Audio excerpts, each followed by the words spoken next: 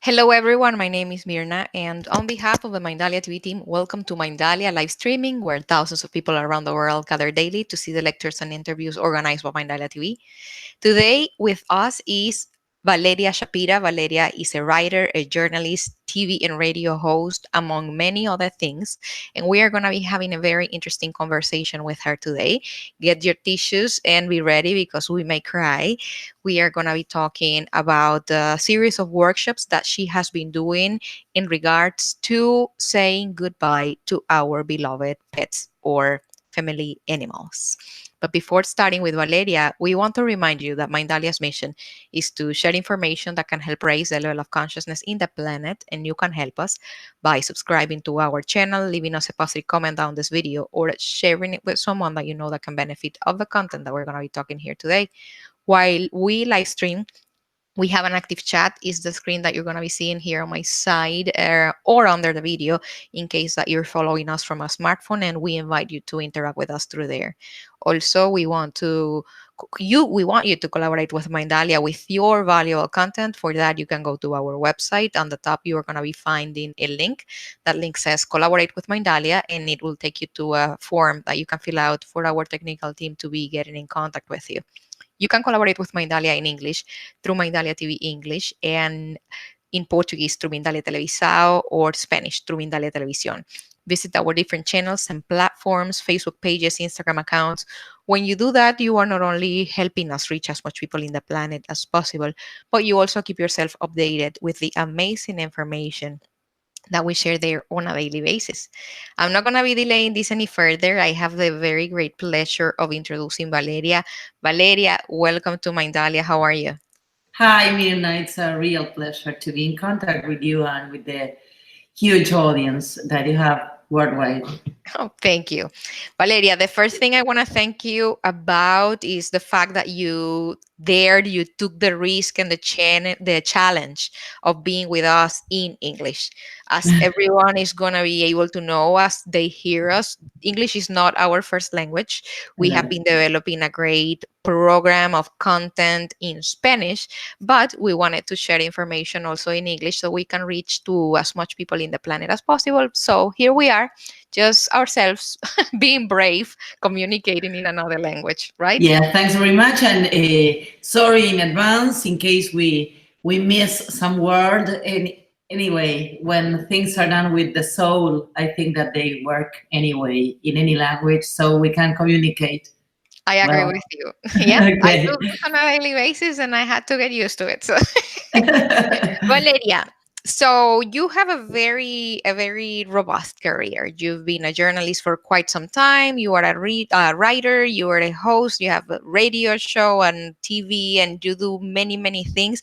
You were telling me you have already 8 published books, right? 11, 11. Oh, 11, yeah. okay. That's a lot. Yes, that's a lot. And but recently, I'm not sure how long ago you started working in helping people to go through the process of grieving the loss of their pets, or how do you how do you like to call them, if not pets? Because I know you don't like the terminology pets. Well, I'd rather call them companions or, like furry sons. Yeah, me too. I saw a post the other day that said, I know my dog is not my son, but I am his mother. Yes, for me, my dog was my son, my husband, my family. So I think you can call them whatever you like. Anyway, I don't like the term mascotas in Espanol or pets because it has. I don't want to, make a story about this, but I mean, when you say pets, you are like treating them like things. The term pets come from a very old, French opera in which they sold the virginity of a woman. That's the origin. So in a way, it takes us to times that fortunately are gone, and also it it means that we are calling our son like I think a thing, it's a subject. a subject. It's a, yes, a dog or a cat or any animal is a subject with a nervous system, with a central nervous system, and it and the dog, the cat, the cow, wherever has feels like you, like me. And you were It's asking me about this book. This book is called. I will show you the book. This is called Adios, how to, face the goodbye process of our best friends. That would be the translation, more or less. It's not in Spanish, in English, unfortunately. It's only in Spanish at the moment. And after the publishing of this book, it was in October last year, a couple of weeks after the launching of the book and the presentation and all the stuff, my beloved dog died after 11 years of being together. I presented the book. I mean, the presentation was in a way in his honor, and after a couple of weeks, he passed away. so you wrote the book Goodbye. It's called in English. You wrote the book before having to say goodbye to him. What's his name? Was Joy. Joy? Joy, yes. Okay. I wrote the book. I wrote the book because my editorial house asked me to do that. I usually don't write on demand. I don't usually do anything on demand because I'm very keen on doing the things I like to do and I want to do. So when my editor told me, uh, yes, Valeria, I like your stories with your dog, which was my original proposal. She said, yes, they are cute, they are lovely, but we are not interested in publishing a book with stories about you and your life with your dog, but we would really need a book on the goodbye process. And I was really furious when she asked me to do that. And I said, I'm not interested in writing that book. So it took me a couple of hours to think about that. And when I got back home, I said, well, Sylvia is her name. Well, I will do it. And I didn't at the moment know why I was so furious with that, request. And then I understood it. I spent like almost a year or so weeping and, in a way, anticipating the goodbye. It sounds like pre-cathartic, right? Yes, You it s- was. Yes, it was pre-cathartic, and it was a way of healing in advance and of anticipating the duel. How old was Joy? Joy was 11 years old, and he was an old golden retriever. He even has a Facebook. You can find him in Facebook like Joy Schapira. He has a fan page with which I use and I used to use to promote animal rights and to find homes for stray dogs, and it has a social function. But anyway, if you want to see him and see his videos, and you can find him there. I definitely will. I will. Yes. And one of the things that people tend to forget, and if you hear a noise, that's gonna be my dog wanting to enter my office. But one of people that don't have dogs, that have never had a dog, or they have like the patio dogs, sometimes they can't relate to how we bond with our dogs. But And that's their problem, no? exactly. And what I find interesting is that I think that in a society like ours, in which we spend so many hours a day working and we are more isolated than ever, the bond that we have with our dogs, with our cats, it's even bigger and more genuine and more authentic than the ones that we could have with our friends. It's just the being that is there when we are struggling, when we are angry, when we are sad, and they always have a happy face for us.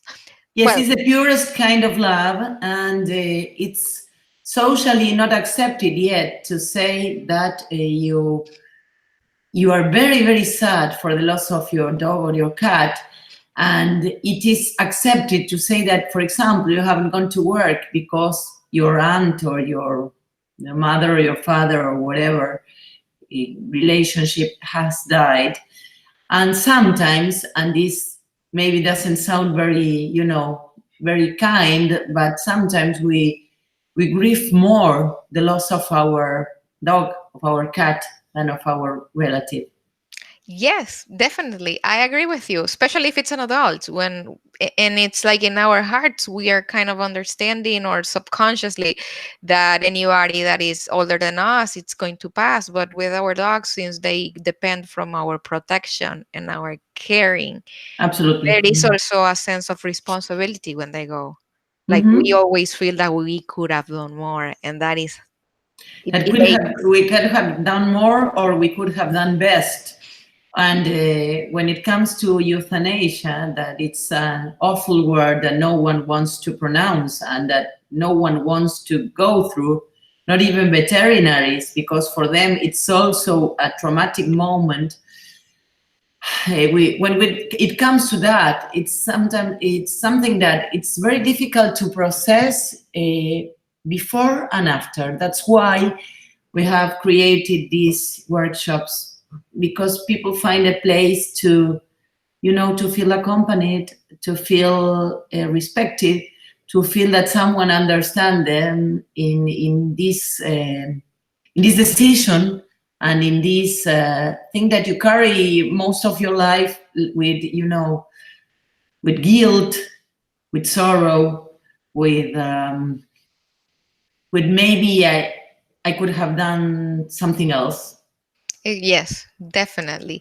Valeria, so now you have been working in those workshops in which you help people or you accompany them through their own grief, right? The grief of their loss of their pets. Yes. Did you want to share with us a little bit about it? How does it go? Like, what are the changes that you have seen? And one of the things that I admire a lot is the fact that people have the courage of going, that are enrolling in the program and, properly do their grief.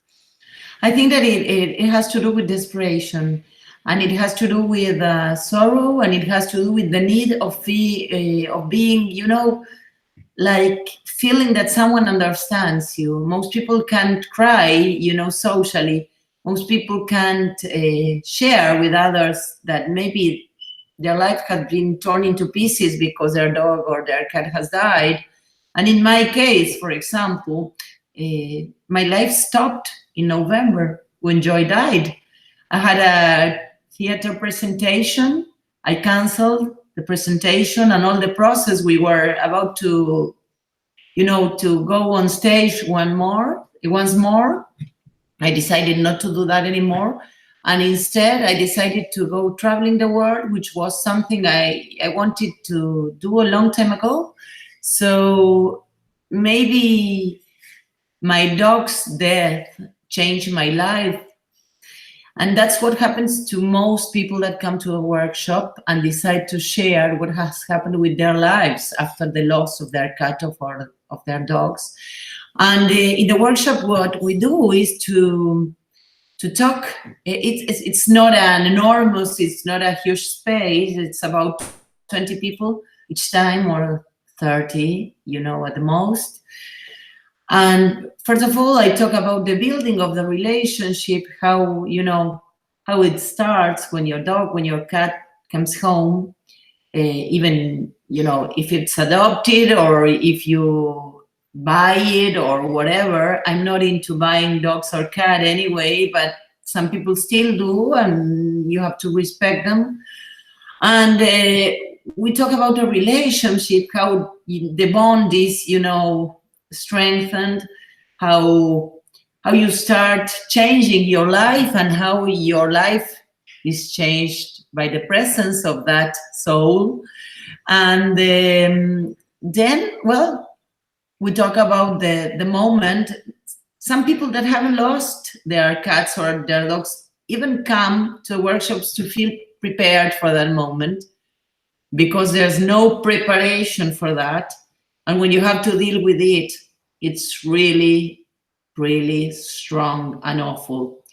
So we talk about those issues, we talk about the duel, and it's, the process of the duel, the things that will happen to you or may happen to you, how to cope with that, and how to cope with people outside, and all the silly things that socially are said when you lost your dog or your cat, your companion.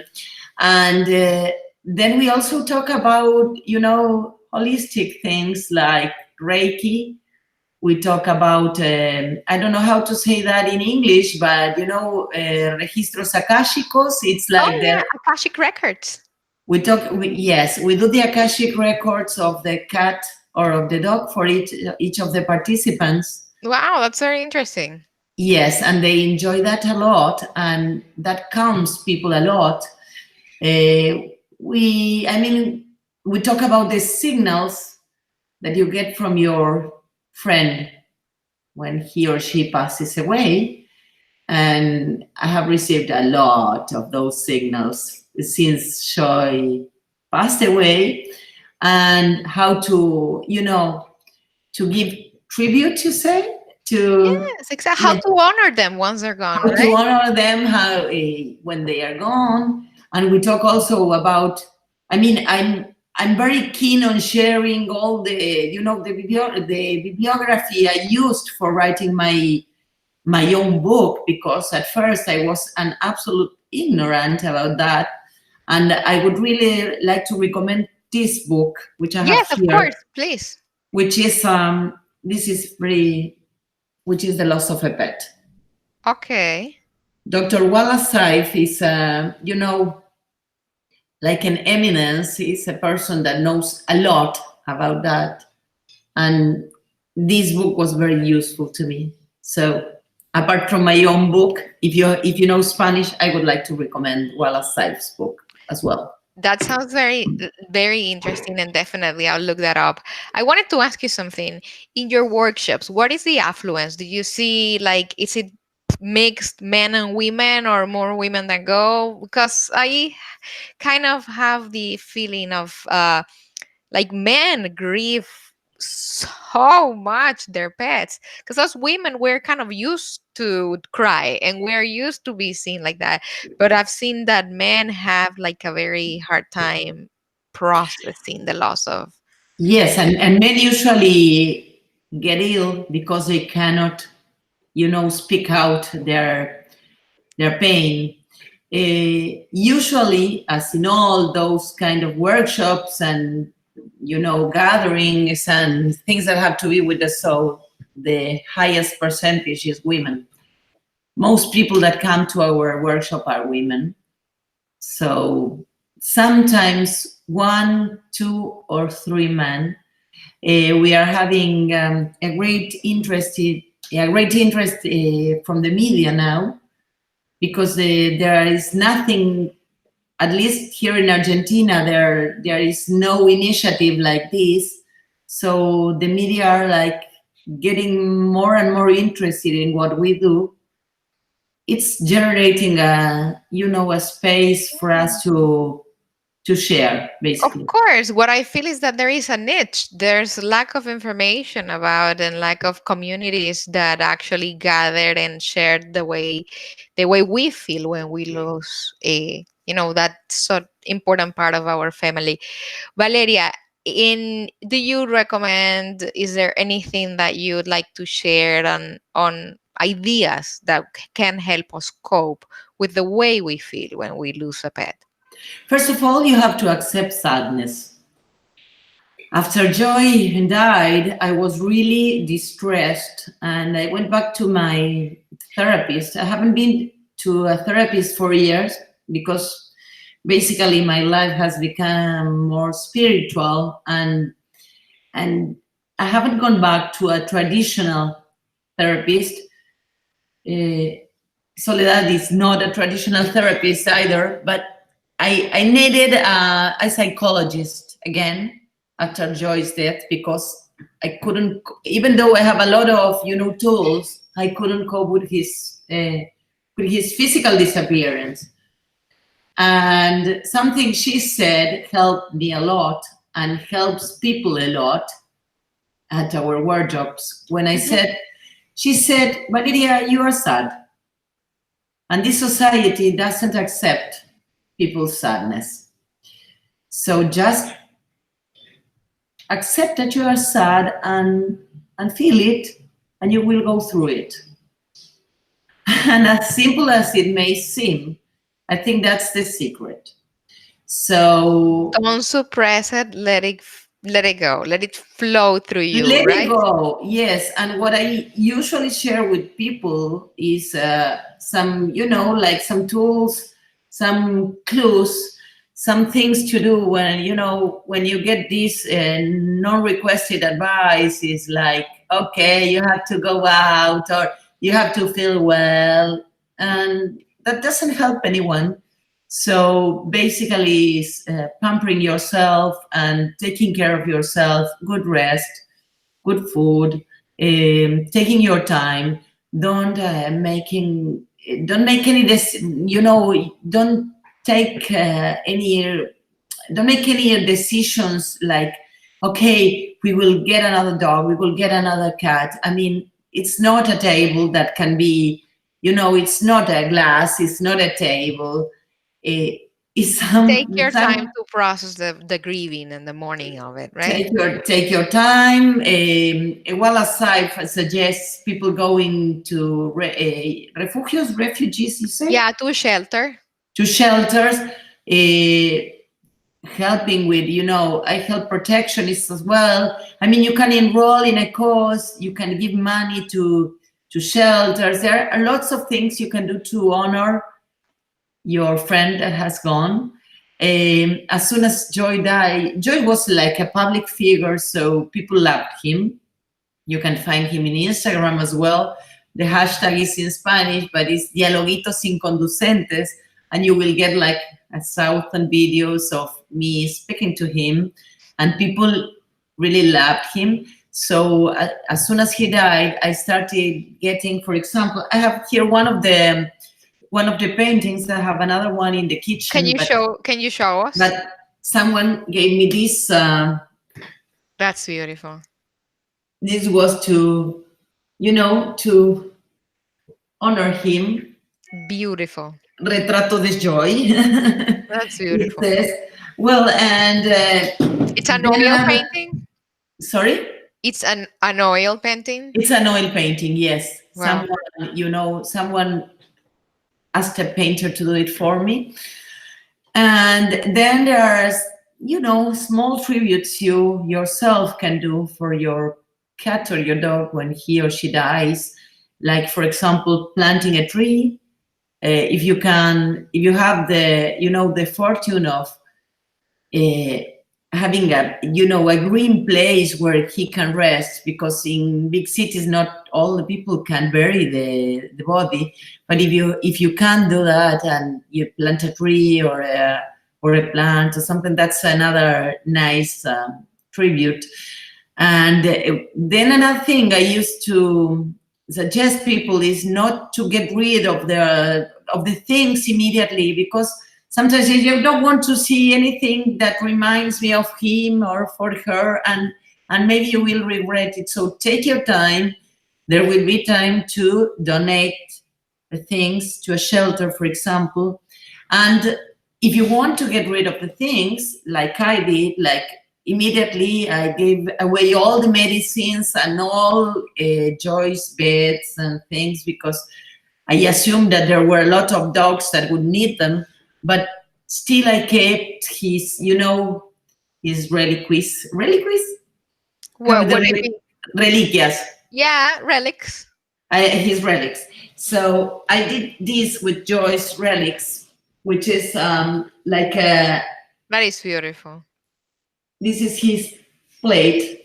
This is his what I used to comb him. This is his comb. It's So that's a tribute I have at home. And when I need to communicate with him, I just light a candle in his honor, and we talk. I love it. Valeria, there is something that I really liked when you did your the conference in our Spanish channel. In the Mhm. beginning, you were talking about, one of the things that we can do when the bond with our animal is starting, when we first bring them home. I really liked it. You were talking about the commitments that we're doing when we get an animal, and you were also doing of something that is a good idea to say to our children about the fact that they are not going to be here for as long as humans because their life cycle is not the same. Can you share a little bit of that with us, please? Yes, in the book, in Adios, I talk a lot about that because people tend to lie to children. And when the dog or the cat passes away, they say, well, Bobby is in the rainbow, or Bobby has gone away, but he will come back. And that's a lie. And you will, I mean, you will, you know, uh, you will generate like a kind of expectation in the kid. The boy, the girl will be waiting forever for the, his dog or his cat to come back. In the case that you said, well, he has gone away. Where? Mhm. They He went to has the gone. farm. Yes. Well, some days ago, this is a real story. A friend of mine had her car stolen. And when they stole the car, I mean, her mother was driving the car, and someone, an armed person stole the car, and in the car was a Yorkshire, like your, well, they kept looking for that dog, and at least they said, well, she will never come back. In the family, there was a small kid, by the time like 9 or 10 years old, and they told her that the dog has died. And a couple of days ago, The dog showed up. the dog showed on. And And how did they find the dog? Did someone, I don't really know the details, but someone got in contact with the family and said, well, I remember what happened to you. I don't think she is. And they took the dog to the veterinary. And the chip? when they go through castration, Okay.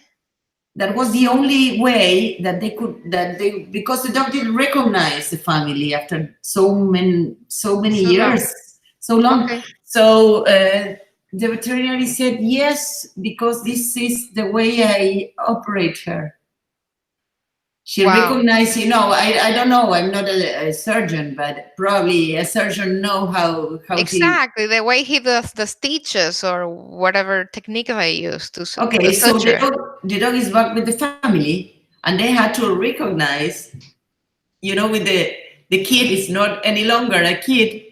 She's a teenager now, and said, "Well, we lied to you."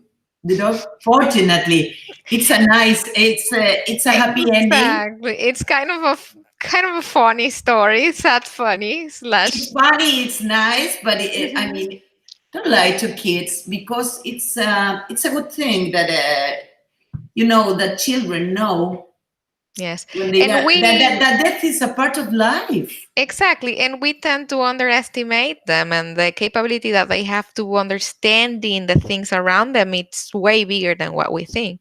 In I my don't know. case, I don't know. I mean, to which extent? Because when I buried Joy, the little girl of my, I mean, Joy is buried in a place where they have a lovely hotel for dogs, and okay. he was very happy there. And that place belongs to a friend of mine. So we decided. I mean, I had asked her years in advance that the day Joy passed away, I would like to bury him there. So that's what we did. And when we did all the process, the little girl of the family, she's 9, was present. So I don't know. I was like in this position, like, should she see that? But that little girl has seen so many dogs passing away that she accepts that naturally, something that we don't do, we adults. So Mhm. maybe she's more, more mature or more evolutioned than we are. Yes, I agree with you. In my case, what I used to say to my daughter, it's exactly, I tell her, listen, you are not your body. There is something bigger and stronger and eternal that doesn't have a beginning or an end that lives within your body.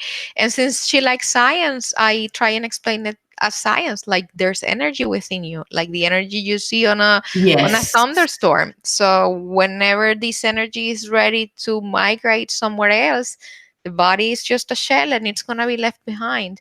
I And don't that's know the if she energy. understands, but at No, least she probably understands that better than you. And yeah, yes, and is that same energy that makes cats and dogs and all animals manifest themselves when they pass away from this. I agree. I agree completely. I agree. So we have had here different type of people. We have had people that actually can communicate with animals while they are alive. Some people can communicate with animals when they are gone, Yes. and that is normally the what they they just say. It's like, okay, the fact that the body is not there doesn't mean that they are not there. They are Joy still has surrounding yes, for some time until they find their way. yes. Joy has communicated with me for a long time, and that's another thing we talk about in the workshops: how they manifest, how they present at home. People usually listen to them walking. There's Yes. more. Yeah, yes, there. I listened to him breathing here. I saw lights turning on and off. I can tell you a lot of miraculous things that have happened, and I'm not afraid that someone might think that I'm, lunatic. You know what? The way I see it is that if those things happen or if it's just me coping with my pain, I'm okay. I'm Regardless, okay regardless of with what it is, I am okay with accepting because if it makes me happy and it's not bothering or hurting anybody else, why not? why not? Yes, Valeria, absolutely. where can our audience find you? And before that, I want to ask you if there's anything that you would like to leave us with, as per your experience and the experience of the people that you've been working with, a message. Nowadays, I know unsolicited advice, but a solicited advice. If I have someone that has recently lost a family member like our dear furry babies are or are about to lose them, what will Well, I be your don't advice?